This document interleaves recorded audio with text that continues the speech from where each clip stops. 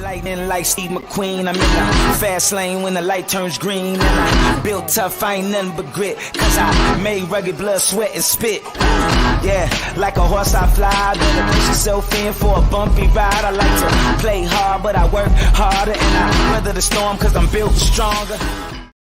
What is up, ladies and gentlemen? We are back. We are live. It is the Freight Coach Morning Show, the top morning show in transportation, coming to you every single weekday, 8:30 a.m. Pacific, 10:30 Central, to break down some industry headlines, provide some insight, and give you guys some information to actually utilize in your day-to-day instead of getting deterred by all these fear-mongering fucking headlines that we see out there about how the world's going to end and everything else. And you know what? It hasn't ended so far, guys. With all this talk that's been going on for the last 5 months, freight's still moving out there. People are still buying shit. And that's just the reality is you can only control what you can control in business and life.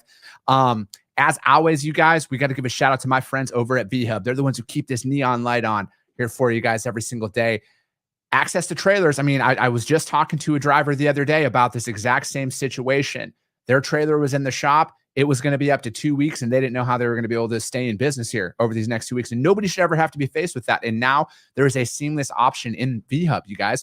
Whether you're a broker as well, you want to create a drop trailer pool, you can do this right now. You got to think outside of the box. And the best part about it, for all of you owner ops out there and small fleets, you get paid to reposition this stuff. So right now they have over in Glade Spring, Virginia, they're still working on them. And then they also have them in Paragould, Arkansas, going up to Orting, Washington, just outside of Tacoma. You get paid $15.50 to move that. And that's on top of the revenue of you putting it in the back of the trailer. And then you guys, you can also snag another one down in Portland, going down to Houston, Texas, which is just about 100 miles south of there. You get paid $550 to do that. I mean, that's $2,100 in revenue just in these two repositions. And that's on top of the freight you can find in there. And they also have them in Portland going to Durant, Oklahoma.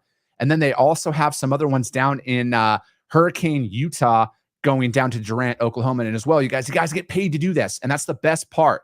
All right. They're not out here looking for anybody to work for free. All right. So hit them up, you guys, vhubapp.com. We already got the comments are blowing up here. I'm going to bring up you guys are all clearly here to see my guest. You're not here to see me. I know that's the fucking truth. So I'm just going to pop him in right now, man. Adam Wingfield. He's back. The man, the myth, the legend, the one and only voice of the small carrier that's out there. So what's going on, brother? How are you? What's up, my brother? How you doing? Oh, I'm ready to rock, man. Dude, it's blowing up in the comments already. Yeah, man, you got it going this morning, man. You got it jumping. It's a Thursday morning. Everybody's excited for the weekend. Exactly. Zach Williams, what's up, man? Let's fucking go. You are right. Casey Sawyer, let's fucking go. I mean, this is the best. Good fucking morning. See, look at this shit. Like, this is what Leticia. Good morning. Good to see you out here. Hunter Abbott. Good morning. Whitney Fowler. Bill McIntyre. Good morning. All the LFGs are just dropping in here. It's the fuck tally gang. Jesus. Benjamin Adams. Good morning. Tammy.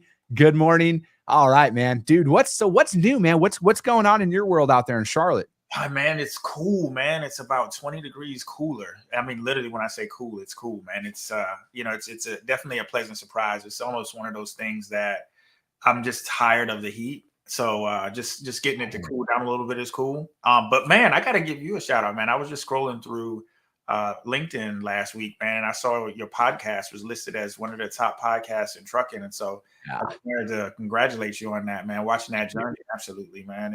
I'm proud of you, man. Dude, it's wild. Like, I don't know, but at the end of the day, there's just so much value in, just like with the approach that you've taken with all your clients and building up your business, there's just so much value in just like keeping it real with people and not sugarcoating it and like not trying to push a narrative other than like, hey, this is how we stay in business. This is how we navigate through. Cause shit's not easy, like anybody out there, that's like my biggest qualm with social media is there's so many people out there who are trying to portray like, oh, it's so glamorous. You're going to get Bentleys and mansions and all this shit. And it can come in time, but fuck, it's not as easy as people try and make it seem. Man, I love to see that results not typical. And that's why I want to put that as an asterisk and anytime you see anything in regards to entrepreneurship as a whole, trucking is no different. Yeah. That somebody's results that they have is just not typical, man. You're not going to just turn a light switch on and instantly become a millionaire in this business. It's just not going to happen. But Dude. We just got to keep it real with people, man. At the end of the day, you got to keep it real, and it's not about being negative; it's keeping it real. And that's all people are looking for, man. They're just looking for people to level with them and tell them the reality of what they're going to be up against. And that's the biggest thing is it's like we're living in such a fictitious world of, it's either we hate each other or we love each other. And they're like, there's never a common ground in any of that bullshit. And people just need reality. And I think like if you're out there and you're looking to build a personal brand or a brand at all, don't sugarcoat who you are as a person. Like there's no shame in that. I mean, look at I like the word fuck is taboo to a lot of people. And I got 40 people who just dropped in the comments saying good fucking morning. So there's a lot of power in just being you. Because it's just like in sales too, man. People, they're going to work with you because they like you. That's like 90% of the battle. Hey, yeah, absolutely right, man. Good morning, Bill, and good morning, Sonny. Thanks for the shout out there. Appreciate you. Bill McIntyre's in. Lorena, good morning. Lisa, good morning. Good to see you. Drew Driscoll, what's up, brother? Aaron. I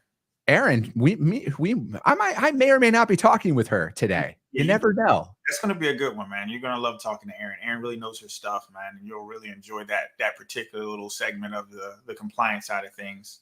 Dude, and that's exactly it. It's like that's the benefit of talking to people from all sides of the industry, because this isn't a one size fits all. And there's so many nuances to learn as a broker. Everybody thinks, because there's always such an emphasis on price and this and that. That price is such a small factor of the overall transaction in my mind, because there's so many different laws and rules and regulations that people have to follow. And if you're not aware of any of that, how are you going to sell? How are you going to effectively move freight if you don't know any of that? 100%. Ah, man, dude. So which one do you like? Let's talk about AB5 first, because Adam and I text a lot, and we go back and forth a lot on a lot of topics. And, at the end of the day, we don't always agree on everything, but that's the beauty of the conversations that we have, because it's those different perspectives that are needed out there. And, this one came from FreightWaves. This was brought out on Monday of this week, and it's what do carriers think of AB5? And it's less clear than you might think. So like, coming from your perspective, man, how do you view this? So I love the title, because it's not clear. So here's the thing, and in my perspective, and it's just been a trust thing in the industry for so long. And especially when it comes to, taking politics, and regardless of what side of the aisle that you're on, but when you put politics into something, it always comes up to a certain level of distrust with at least half of the people. You're going to have half the people that think it's a great idea, and you got the other half that's not. The one thing that I know that is so gray in AB5 is a lot of people don't understand what an owner operator really means. And it's funny that it's interesting that there's a lot of people that don't understand that.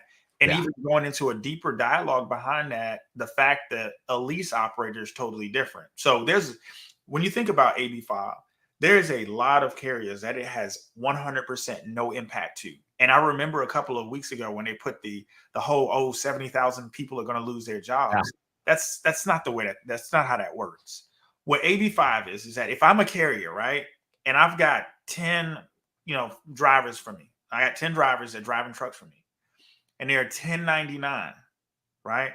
AB5 doesn't affect me because they are driving my trucks. They're not leased onto me. I'm just paying them as 1099 independent contractors. If they were leased onto my authority, like kind of out to a Landstar model or kind of something like that, then obviously that's going to have a different level of impact, because then at that point there comes that differentiation. I think it's so gray. Like the area is so gray that there's people, and if you even looked at the poll, even the poll on that article, there was a lot of people that say, hey, AB5 has nothing to do with me. But now what I will say is that if that's the floor, then what's the ceiling? Yeah. And what I can see is the antitrust situation where, number one, we're not classifying employees correctly. So that whole 1099 W-2 model it's another gray area, because think about this. If Chris, if you're my driver, yep, I have you as a W-2 employee, I can say, Chris, you need to go and pick up this load on time tomorrow, right? And you need to make sure that you have enough hours the next day so you can run a full day. Yeah. I can tell you that if you're a W-2. If you're a 1099, guess what? I can't legally tell you that. Mm-hmm. Because at the end of the day, a 1099 is someone that does provided contracted service for you, but they're not an employee of yours. So AB5, in my opinion, and I'm I'm a little partial because I'm looking at it from a bigger perspective. Yeah. AB5, in my opinion, I understand where it's going, because I understand that there's been misclassifications for a very long time. I understand there has been abuse and misclassification, and somebody's got to take a hold of it and say, hey, you know what? Stop treating these people like this, because you're treating him like an employee when he's not. You're not providing benefits. You're not doing those things to take care of him. So when I think about the need to step back and say, hey, we need to do something and we need to look at it differently, then I believe that there is a need to step in and say, hey, let's pump the brakes and let's make sure that you have a baseline. Like I said, you have to have a floor. But the problem is that with the antitrust, and we can just call it a spade where a spade, what the antitrust is that whenever you put more government oversight into our already regulated industry, which is supposed to be deregulated, but it's regulated. Yeah. But you know, that's another discussion. But when you put additional governmental oversight and regulate the industry even more, it's already on edge where they don't trust, right? Yeah. Brokers don't trust carriers. Carriers don't trust brokers. Drivers don't trust brokers. Drivers don't. It's a mess of trust. And now AB5 comes in, and AB5 is basically telling you, hey, look, you know, if you want to go lease on the Landstar, you can do it. You just can't be in California. If you want to lease on the Prime, you can do it, but you just can't do it here. So now it's created such a hard line approach that I feel like it has affected trust. Now, the most important thing that I look at it too is that, like, carriers in California, if you're a carrier, I think you really need to truly understand what that rule is, because there are states that still have W-2 1099 classifications that are similar to AB5 in terms of law, where you have to make sure that the burden of proof falls on you to prove that that person should be a W-2 or a W-10 or a W-1099, W-2 or a 1099. But I just think that if you work for me, if you are my driver, and I provide you with immediate direction, immediate guidance and insight, step by step every day, you are one of my employees. If you lease your services onto me, if you have a truck and you have your own trailer, you lease your services, you lease your delivery services. That's what your truck and trailer for. If you lease your delivery services to me, you are not my employee. But at the same time, I have to make sure that me as an employer, I handle the situation correctly. I don't overstep my boundaries. And a lot of times these carriers, they don't know how to manage down that fine line. So, and I know I probably went way over time on that, but no, not at all. I literally, it's one of those things where it comes down to, you've got carriers that don't know how to manage and understand. And you've got the lease operators out here just trying to make a living. And then it's such a blurred line, but there's so many states right now that already have something similar to AB5 in terms of making sure that misclassification doesn't take place. Yeah. So, yeah. See, there are 19 states. 19 states. And now I agree with, and like I said, I agree with some components of AB5, because I do feel like there's a need to get involved with all of the misclassifications. Yeah. I think that with my stance on it, it's been very clear that I am very much against the government telling somebody how they have to classify. What I think, like, and kind of my issue with a lot of this the entire time is the lack of clarity on how many people were actually taking advantage of that situation, because I don't believe in punishing the many because of a few that were doing it. Because what I think happens then is, now if these people, you know, these employees are, if they're now employees, if that's how they were treating them as a 1099, imagine how the treatment is going to be when there is no choice. And that's my big stance is it's like, at least they had a legal, and again, like, yes, somebody's going to be like, oh, they just shouldn't fucking work for them. I get it. But you guys all understand that it's not always that simple when they got a family and everything else, and this is their source of income. I just don't believe in, like, back with your whole, the government has to, like, they shouldn't be in our fucking everyday shit, you know, like, let people decide what they want to decide with a lot of this. And I understand there's a lot of other states that are out there that have this, but it's the windfall of the over government, the overreach of the government that I have the biggest problem with, because it's not just truck drivers that will be affected by this. And that's what's not being talked about on the scale. I mean, how many independent contractors do you know that are in construction or other sectors of the workforce? They are now going to be forced classified as employees. Like, you're not technically a business owner anymore. Now you got to go work for that general contractor that's been giving you business if you're a roofer for this long time. And that's my issue with it, is it takes their ability away to be a business owner, in my opinion. Well, what about me as a business owner? At that point, my costs were identified at a certain level because I wasn't responsible for paying benefits. You got to think about the taxation. You got to think about unemployment in some industry in some states. Now, all of a sudden, Chris, you used to be an independent contractor for me. Now I've got to pay unemployment benefits for you. I've got to make sure that I that's a different level of investment that I've got to prepare on taking. I think at the end of the day too, Chris, and I think that you hit the nail on the head, and I think Lisa just posted too, is it is what it is, right? And at the end of the day, we can go out here and throw pitchforks and bonfires, but I think about a lot of things in life. I think a lot of things, especially in this industry, that you can control what you can control, and those things that you can't, you got to figure out a way to win around them. And you got to figure out a way to install different processes and just all different ways of doing business to make sure that you're successful. Because yes, are things more regulated underneath that? Yeah, it is. Absolutely. So, well, what's the alternative? What could we do? How do we structure the business? How do we structure our employees? How do we structure our model to make sure that it does not impact us and does not affect us? And if we're not in California right now, we know that this is a precedent coming. Instead of us focusing on what's going on in California, how do we get ourselves ahead of this? How do we make sure that we position ourselves and we set up our business structures that when it does sweep this way, if I'm going to be an ABC tester, regardless of what it is, I'm already in position to win. It's all about positioning yourself. If you know that two batters in front of you, that pitcher, all they doing is throwing fastballs, then when it's time for you at bat, just be prepared for the fastball. Yeah. No, it's very true. And, and then in another alternative is if you see that out there again, like, this is the importance of voting. Like, that's what the importance of voting in the elections are. Because if there are candidates out there who are in support of this and you're not in support of this, and it doesn't matter what side of the aisle that they're on here, you guys, this is why you need to be involved in politics, because it is only a matter of time before it gets there. And to Adam's point, which I think is the best point that's been made, stop bitching about what happened in California. Prepare your business and yourself for the state that you're operating in now, so it doesn't come to you if you're this vehemently against it.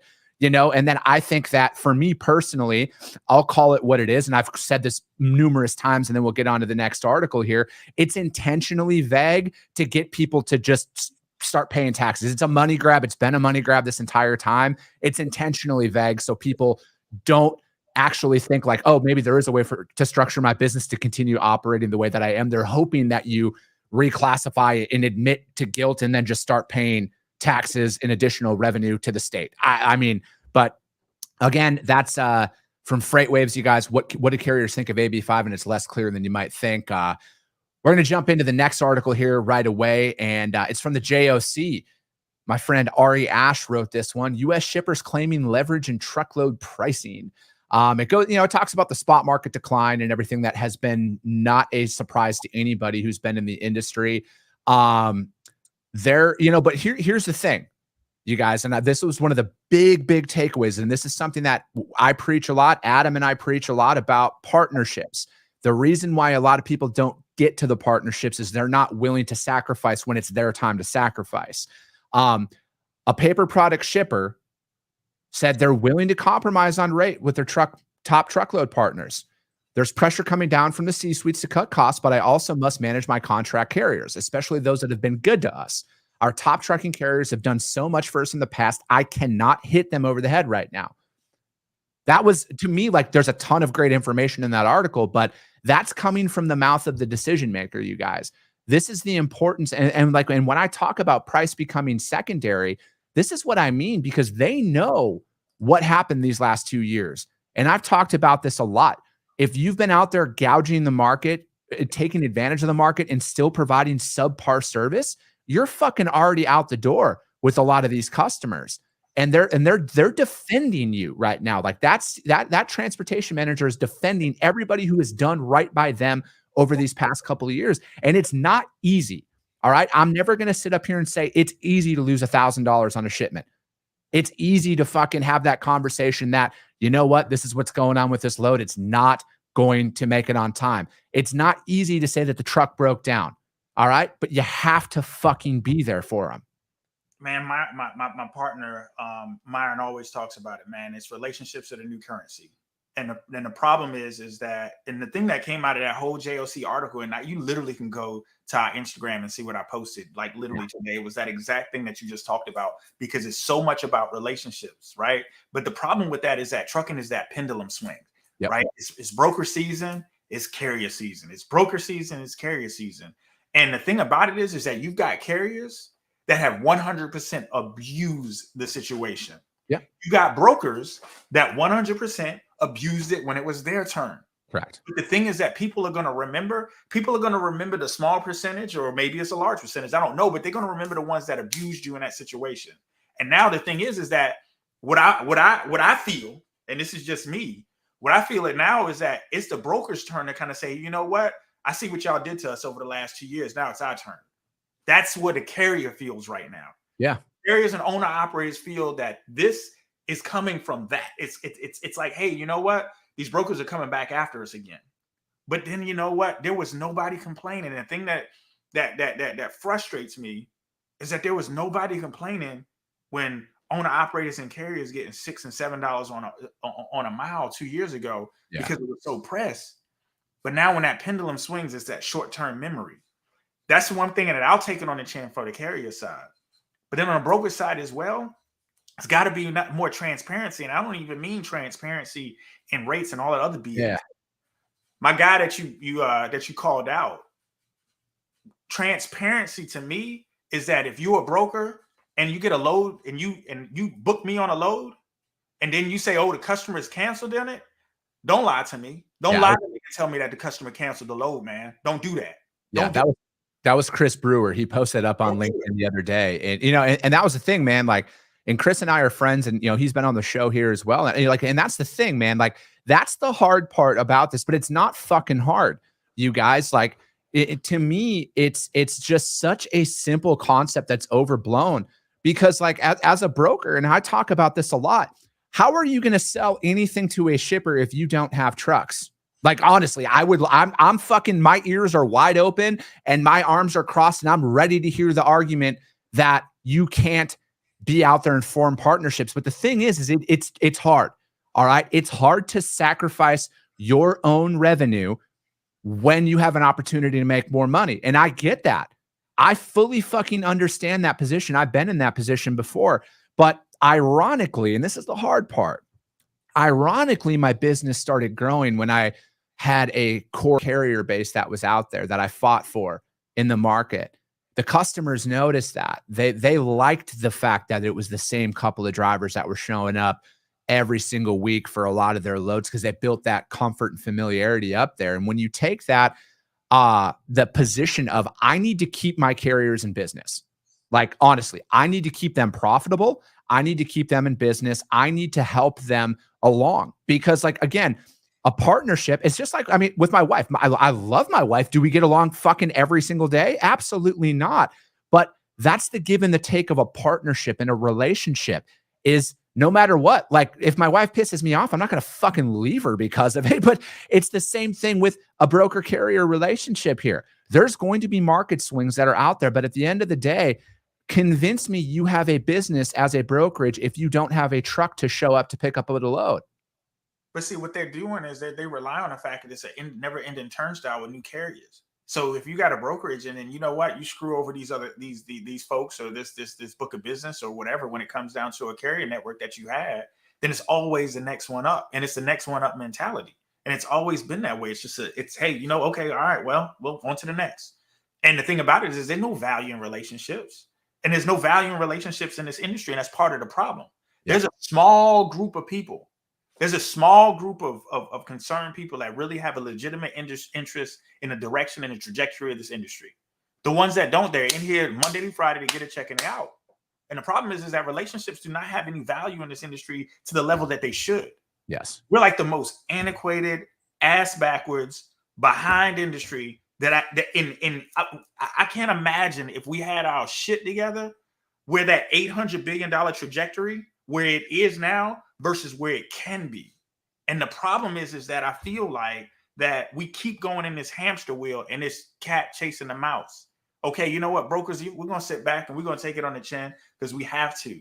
But when it's our turn, this is what we're going to do. And it's frustrating because it's always been that way. But and I'll tell you, and it's just like Sonny said, why burn your relationship with carriers over a few dollars? I say the same thing with carriers and burning relationships over brokers over the same thing. Yeah. Me booking a load, and all of a sudden, you know what? I book a load with Vitaly. I'm on my way to go pick it up, and then I look on the load board, and Lisa's got something better. Oh man, my truck broke down. I'm sorry, I can't get to it. I'm gonna book my load with Lisa, and I'm gonna go grab her with the same thing. It's the same thing on both sides. It's the same antitrust, the same situation, the same pain points are on both sides. Yeah, I'm right there with you, man. And Vitaly's bringing a bunch of great points in there, and it's just the short-sightedness of the market. And then of course seeing the same drivers, it's builds business and comfortable and fantastic, and building a value piece of the relationship that people underestimate.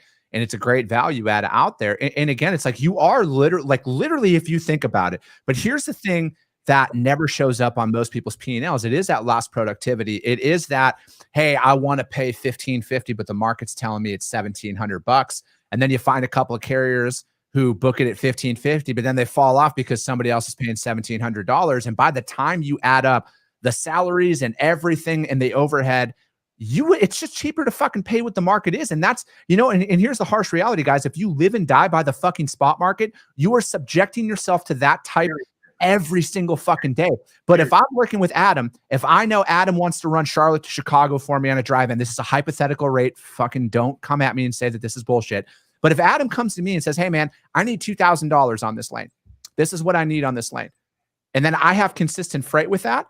And then I know that the market's going to fluctuate. And I know I'm making a little bit now, but I'll make it in volume. I'm giving Adam $2,000 every fucking day of the week. And I'm not thinking twice about that. Because how are you going to handle the influx of freight that comes to you if you're constantly sitting there and looking at your load board and saying, I got 10 open loads out here. How the fuck am I going to take on 5 more for my customer today?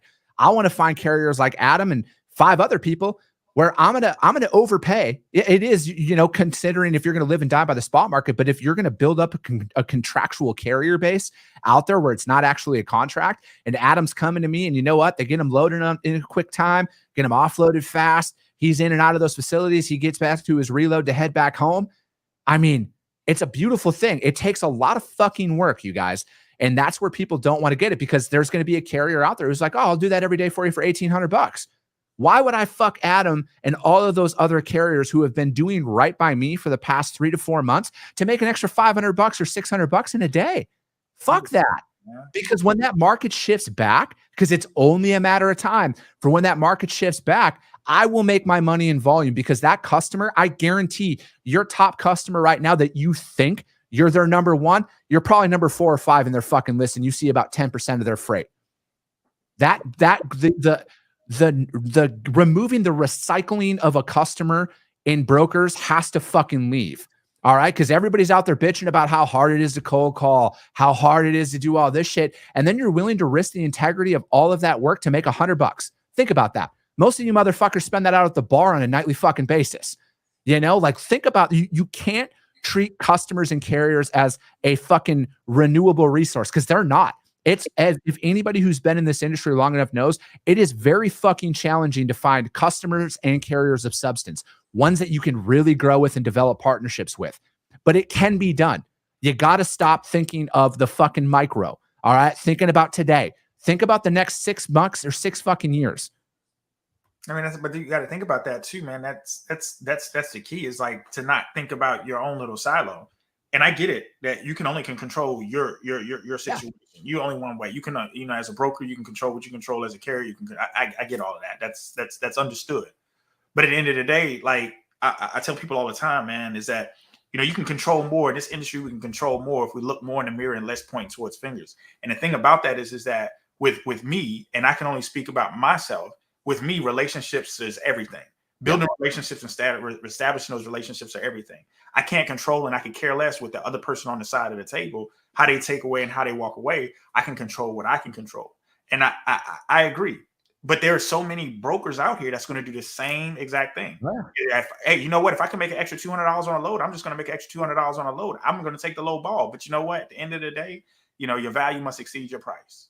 And that goes with anything in life. The way that I see it, if that's going to be your mentality, we're going to try and make that extra $200. Get ready, because there's some fucking sharks who are about to eat your fucking lunch. Yeah, absolutely. That's all I'm going to say on that. Well, dude, as always, we're not getting to 3 articles, but that's fine, because I think that we just dropped about as much truth for people in 30 minutes. Again, you guys, all the links to the articles are going to be out there on the YouTube channel, The Freight Coach, as well as the Coffee with the Freight Coach audio and the replay. Do me a favor, guys. If you see value in this stuff, share and subscribe to this stuff. That's how all of this is going to continue to grow. That's how we're going to continue to bring this value to you guys every single day, because it's not about me. It's not about Adam. And that's why Adam and I get along. It's about improving the fucking industry as a whole. It's about keeping people in business. It's about helping all of us live out that American dream that Adam and I are currently living right now. Adam, how does anybody get a hold of you to find out more, or just to shoot the shit, man? Hey, if you're on LinkedIn, you should be connected with me on LinkedIn. Obviously, if you've got me on Instagram, you can follow me on my personal at Adam L. Wingfield. You can follow Innovative Logistics Group. You can go to Facebook, follow us at Innovative Logistics Group LLC. Visit us on the website, www.thetruckingconsultants.com. I love it. Is that a new website? The Trucking? No, I just bought that domain to make sure that people knew that we are the Trucking Consultants. I love it. Well, that's it for today, you guys. We'll be back tomorrow, 8:30 a.m. Pacific, 10:30 Central, coming to you live every single weekday. I appreciate you guys all so much.